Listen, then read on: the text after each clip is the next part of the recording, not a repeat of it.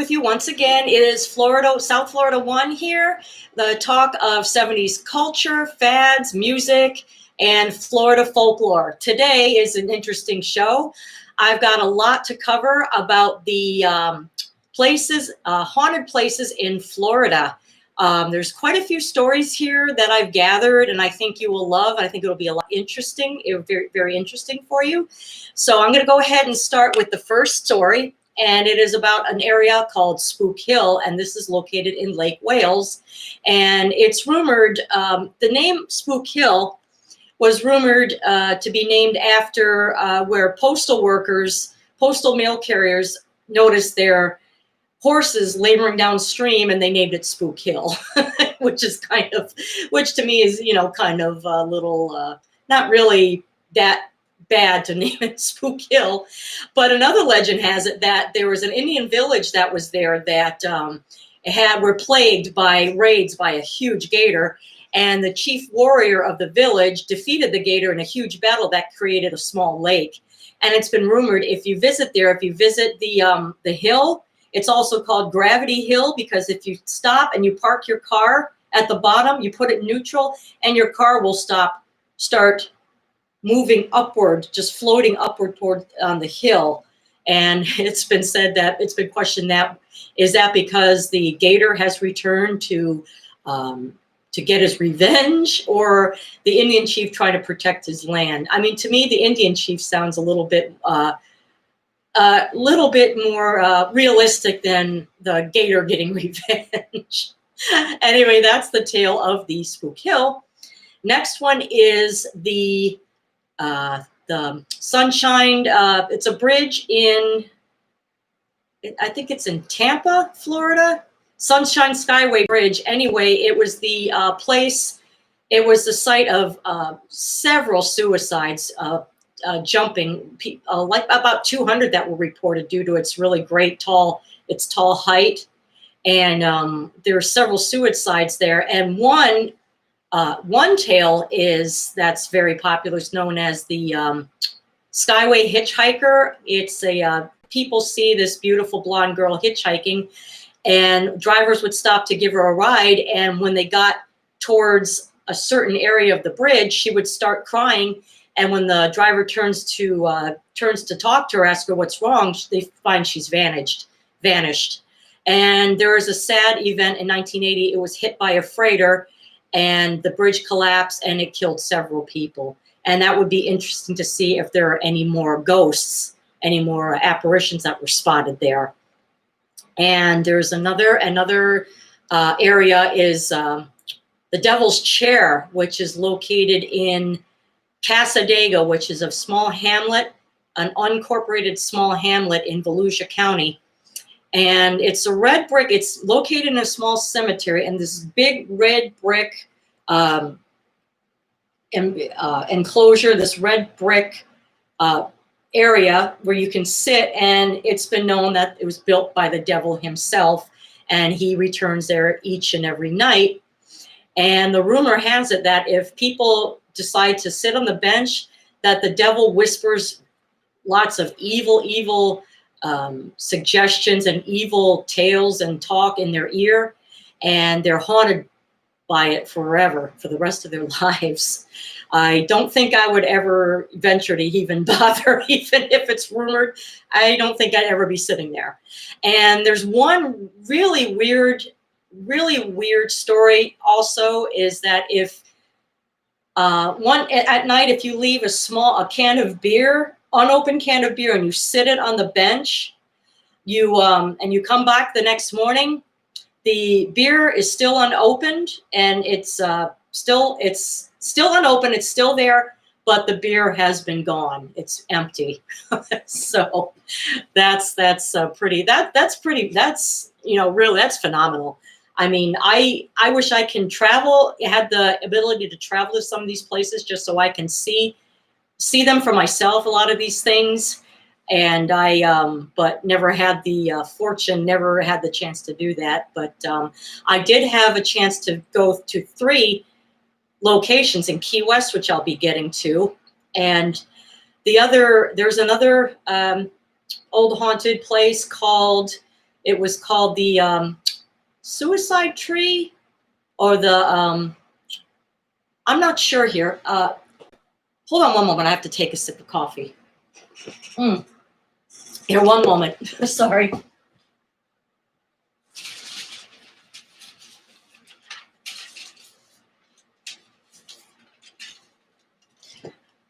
Okay, I'm so sorry.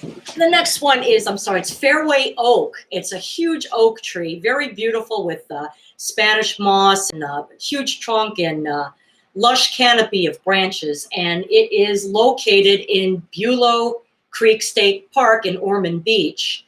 And it has been, urban legend has it that it was the site of 2 deaths rumored to be hanging, like, it was, and a lot of deaths rumored suicide by hanging. And it was rumored that people, when they visit the tree, when they visit the area, a man is seen on the homestead on the site, and those who stand beneath it feel very intense sorrow. And that, again, is in Ormond Beach in Bulow County State Park. I have 3 more left to cover. I covered Spook Hill, which where you put the car in neutral and your car goes uphill. Of course, the Fairchild Oak, located in Ormond Beach. I'm so sorry, Ormond Beach. Oh my God.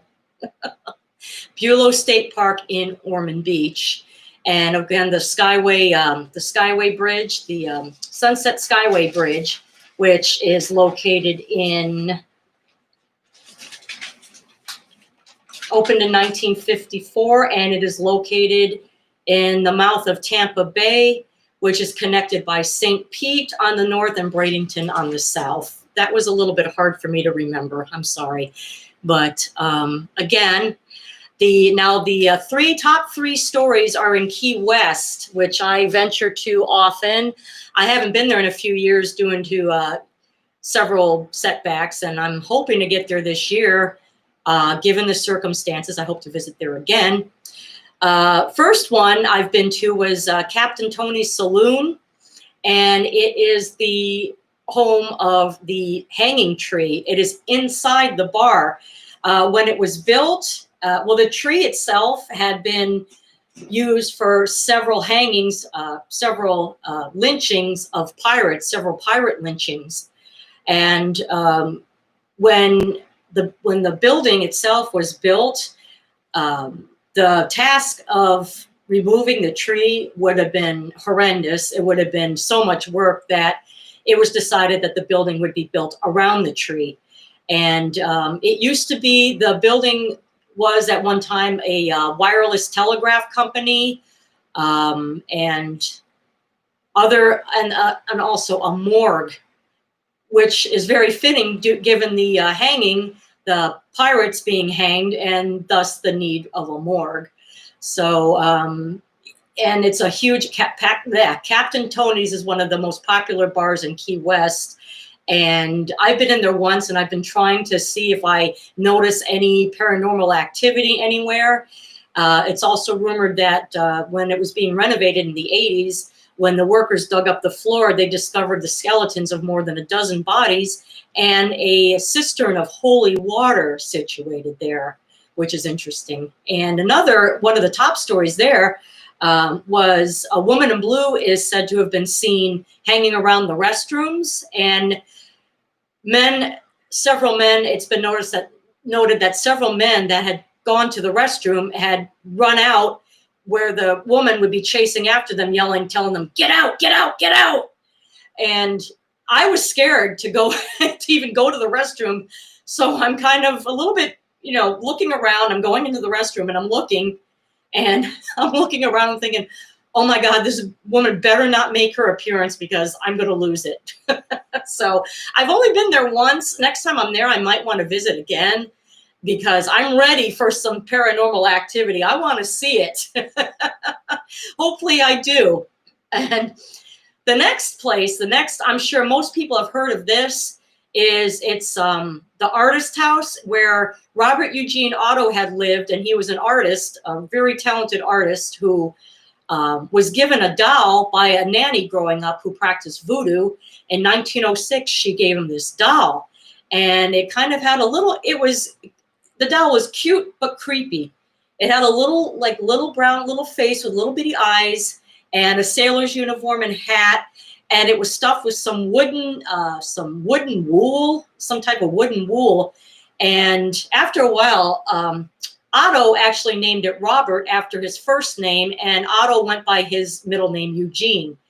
But anyway, Otto would become so obsessed with this doll, and he even called it his best friend.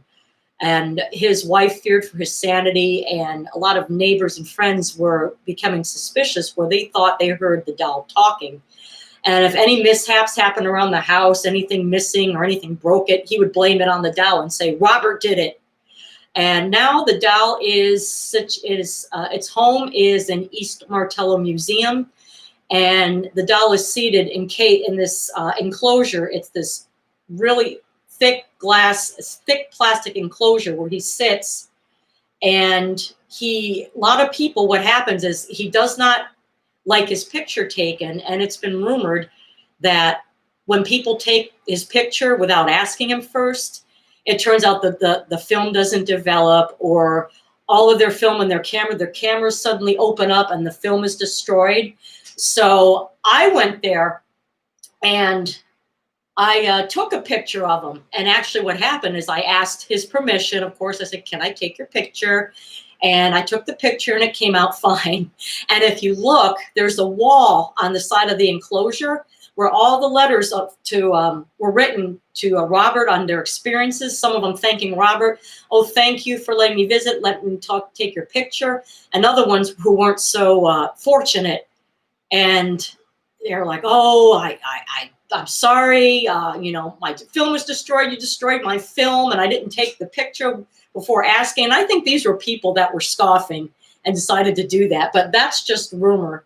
So, I mean, I'm almost willing to test it myself. I don't know if it will work on a cell phone camera. Well, but then again, I don't want that to happen, God forbid, and my camera goes, and my whole phone goes dead and I have to purchase another one.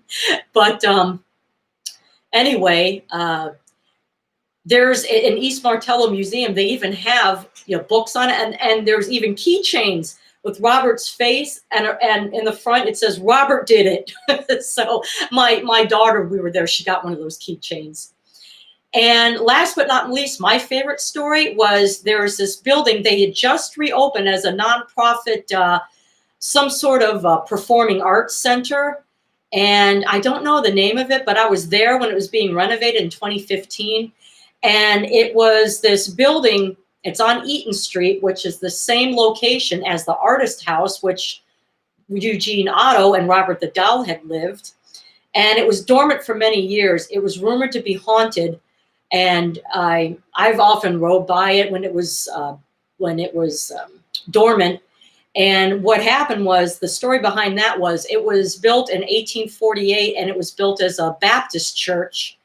And what happened was the pastor's wife had been having an affair with the church deacon, and several people knew about this, but they didn't say anything. It was all hush hush. And this went on for 6 months until the pastor found out. And in a rage, he grabbed a can of kerosene and set fire to the church, with the woman and all the children being trapped inside. And now rumor has it that you can hear screams inside, and several workers, you can actually see where there was ladders and tools left over in there, where workers fled because they saw ghostly apparitions or heard noises and other paranormal activity. Well, my experience with this was, I went on those haunted tours, which are a lot of fun. Even though I've been around them a lot, I've been on them twice. It's still nice to walk around and hear the stories again. Well, what happened is they were telling the stories about this building, and they told everybody to get by the window and put their ear up against and tell me what you hear. Some say they heard music. Me, I swear to God, I went there both times. And both times, I swear to you, I heard this. Tapping. I kid you not, both times. And I don't think it was anybody. I mean, come on, both times I heard that. And that's just too weird. And when I said something, the tour guide stated that it's the sound of the women and children banging to be let out of the building, the burning building, but all you hear are taps. So I don't know. That's just my opinion. And my hubby, we were dating at the time, he took a picture of me standing in front of it, and I've got this really scared, spooked look on my face. But now when you go there, it's on Eaton Street, and it's this Performing Arts Center now, and I can't remember the name of it. But Key West Theater or Key West, Key West, not Key West Club, but like I said, Key West Theater or something of the sort. But that's been my experience. And another story, I'm not too sure how many people heard. This is another story. I even read a book about it. I saw it when we went on the haunted tours. But anyway, there was a German physician getting dinner. Oh, okay. I don't know if you caught any of it. Oh, good. You're getting dinner. I'm glad you're listening. Good. I had to cut that in half before, but I started it over. So there's going to be a short version of this and a revised version, just so you know. And this story was a German doctor that came down to, he was married too and had a family. And he came down to Key West and he fell in love with this beautiful Cuban girl named Maria Elena de Hoyos, who was a young 20-something. I think she was 19. Beautiful girl, and she came down with tuberculosis. She was terribly sick. So Dr. Tanzler treated her, and he fell in complete love with her. He was so in love with her and expressed his love to her. And she was a little bit, apprehensive about it. And soon after that, she ended up passing away, and he was terribly heartbroken. And they buried her. He had this this enclosure, this crypt, where you can go downstairs inside of it, and he even put like a little kind of telephone so he can talk to her, because he believed she was still alive and swore she talked to him. And anyway, the months went on, and after a short time afterward, he robbed her crypt, took her body, and where the decay was, he put plaster of Paris on parts of her face and stuffed, what was it he stuffed in there? It was plaster of Paris, and he used all kinds of soaps to disguise the smell. And I know this is TMI, but he put like an opening to where in the bottom, and I think you all can everybody can kind of get, they see where that's going. And he lived with her corpse for quite a few years. And what happened is her sister was suspicious. They noticed her corpse was gone, and they were suspicious and of the doctor. So sure enough, her sister took a look in the window and was frightened, was shocked to find out that she was there. Her corpse was there. And he was arrested, of course. And I can't remember the whole story. If he was charged or tried, and a lot of people said, oh, $10, I bet you they say he's sane. And he actually, I think they let him off. I don't know how, but he ended up going back with his family. I think they lived in Tampa and something, and he was very unhappy. And now they put her in a new burial site. No one knows where it is. It was, I can't remember the name of the place. It was a Spanish name, Jose's, or I can't remember the name. It was underneath the building. Supposedly that's where she's buried. But there's pictures of her. If you look up her image online and Google, you can see where actually they had a good burial for her. They laid her corpse out, and it was like this doll, like this plaster. You can see where the eyes were painted, and the body, there wasn't much of a body. It was pretty grotesque. But yeah, that's one of the spookiest stories there. And I have a lot of these books on strange Key West or haunted Key West. As a matter of fact, when this show is over, I'm going to dig them out and read them. There's also this weird story how this man had a roommate that was an alcoholic, and that's all he drank all day was beer. He said beer was the only nourishment he had, and he never ate. And one time he was found dead laying on the floor in the kitchen. And so the idiot the roommate just assumed he had fallen over drunk. He would step over him, ask him if he wanted food. He wouldn't listen. He wouldn't respond. This had gone on for months. He said he swore he saw him twitching when it was probably rigor mortis, more than likely. And so people, I think, began to notice a smell. So the police came by and they noticed it. And he was telling the police, oh, he's just drunk or whatever. And this went on for months. I mean, come on, hello, cuckoo. And his corpse, he had melted into the floor. I can't remember how many. I think he was there for several months or a year. And I can't really remember what happened after that. I'm going to have to read more up on it. But that's a lot of the haunted Florida folklore. And that covers, there was, I think I had 7 stories. The first one, like I said, was Fairchild Oak, the Florida Fairway Bridge haunting, Hanging Tree, Devil's Chair, Spook Hill, Robert the Doll, Club Chameleon. Yes, the Carl Tanzler story of his love for Elena Hoyos, and the drunk corpse, the drunk corpse who never moved and just roomed there. And well, I don't know how he let him stay there. I mean, he wasn't paying rent.